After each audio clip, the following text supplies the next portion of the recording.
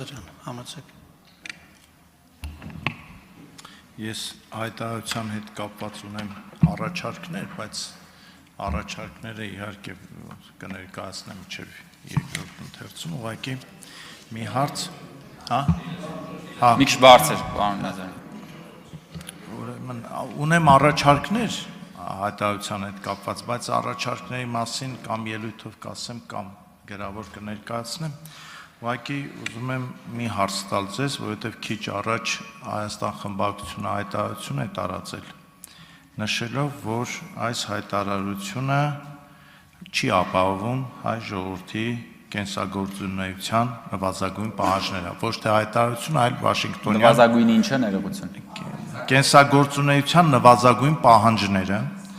եւ բացի այդ, սա հերթական նվաստացուցիչ հայտարարությունն է, որը նոր սպառնալիքներ է ստեղծում Հայաստանի եւ հայ ժողովրդի համար։ Ես ուզում եմ, որ դուք հիմնավորեք, թե ինչու է հակառակը եւ հետաքրքիր է դուք Վաշինգտոնյան համաձայնագրերում ինչ նվաստացուցիչ կետեր եք տեսնում կամ ձեր կարծիքով ո՞րն է այդ նվաստացուցիչ կետերը, որից մենք փորձենք դուրս գալ։ Շնորհակալություն, պարոն Նազարյան, հայ ժողովրդի առաջին հերթին Հայաստանի ժողովրդի,